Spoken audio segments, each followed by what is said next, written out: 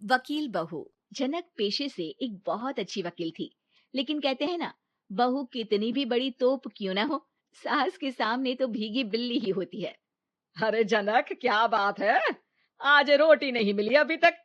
ये तेरा कोर्ट नहीं है जो आज फैसला ना हुआ तो कल की तारीख मिल जाए। रोटी तो रोज वक्त में चाहिए। हाँ। माँ जी, रोटी तो कब की बन गई। मैंने आपको कहा तो खाना खाने के लिए, आपने शायद सुना नहीं होगा। ओहो हो, जज नहीं हूं मैं तेरे कोर्ट की, सास हूं सास। कोई दलील फालतू की मत देना यहाँ। बहुत जानती हूं मैं इन वकीलों को। अपनी बात ऊपर रखने के लिए झूठ बोलने में जरा भी नहीं सोचते। तभी वहां जनक के ससुर आ जाते हैं। अरे भाग्यवान, क्यों बेचारी के काम को कोसती रहती है हमेशा। मैं भी तो था वहां जब ये आई थी तुझे रोटी खाने को बुलाने के लिए। सास को तो अब गुस्सा आ जाता है कि कैसे किसी ने बहू की साइड ले ली। अरे वाह जी वाह। वो तो मैं जानती थी कि कोई ना कोई गवाह तो ये पेश कर ही देगी। पर मैं तो अब सीधा खाना खाकर सोने जाऊंगी। मुझे आदत नहीं है किसी से बहसा बहसी करने की। पता नहीं कैसे ये वकील इतना दिमाग लगाकर खुद तो झूठ बोलते ही हैं, साथ में झूठे गवाह भी ले आते हैं। जनक को सास के ताने सुनने की अब आदत सी पड़ जाती है। एक दिन जनक वकील की ड्रेस पर काला कोट पहनकर कोर्ट के लिए निकल ही रही होती है कि अरे कहाँ चली काला कौवा बनकर? टोक दिया ना। अब कोर्ट तो वकील वाली ड्रेस पहनकर ही जाऊंगी ना। वाह भाई वाह, दामिनी तो मैंने भी देखी है। सन्नी पाजी ने ऐसा ही कोट पहना था और कहा था कि तारीख पर तारीख, तारीख पर तारीख। मतलब कि कोई बात करनी है तो बोलिए, वरना वक्त नहीं है मेरे पास खराब करने के लिए।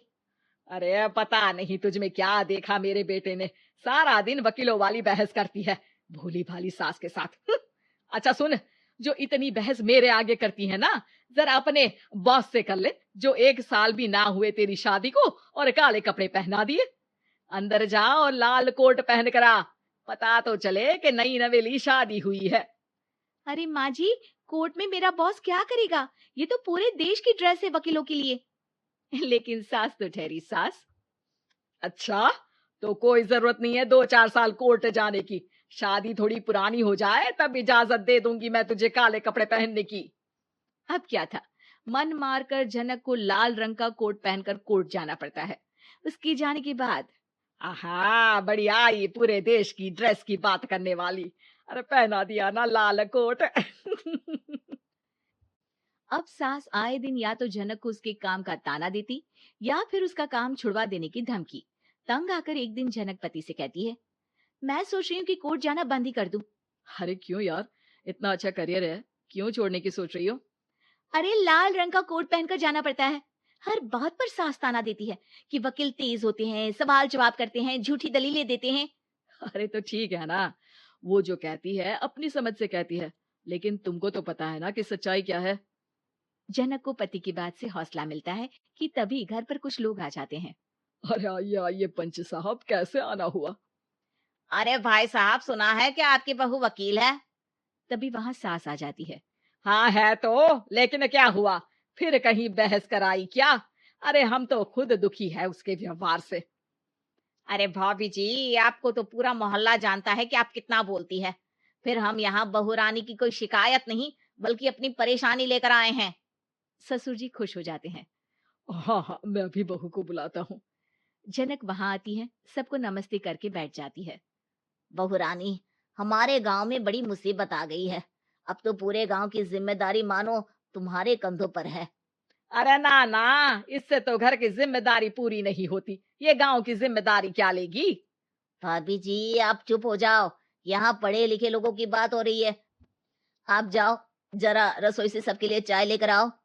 मैं कॉफी लूंगी। हाँ हाँ, वकील साहिबा के लिए कॉफी।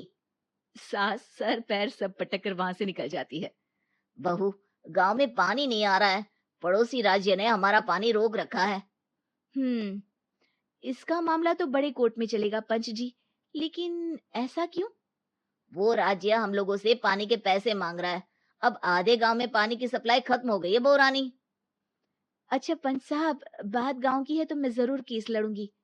यहाँ एक बार फिर सास की एंट्री हो जाती है। अरे वाह जी वाह, ये काम करवा लो आप हमारी बहू से, बहुत अच्छा करती है।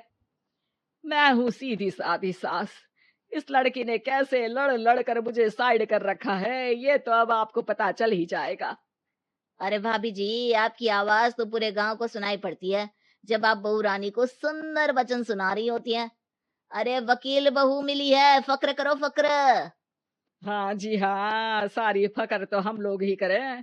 खैर, अब जो केस लड़ेगी और पानी गांव में आ जाता है, तो पंच साहब लिख कर देना होगा कि हैंड पाइप में सबसे पहले मेरी बाल्टी और घड़ा भरेगा। अरे फिर तो हम बहू रानी के नाम पर घर पर ही सप्लाई दे देंगे, लेकिन ये इतना आसान नहीं है। बहू, गांव के पास अभी वकील करने की भी पैसे नहीं है तो। अरे पंच साहब, ये मेरे गांव का मामला है, मैं आपसे एक भी पैसा नहीं लूंगी। सास को बहू की बात पर गुस्सा आ जाता है, लेकिन सबके जाने के बाद झनक मन लगाकर गांव की परेशानियों को दूर करने में लग जाती है। और वो दिन भी आता है कि झनक केस जीत जाती है। अरे आज तो प्लम्बर आकर घर तक पाइप लगा गया है।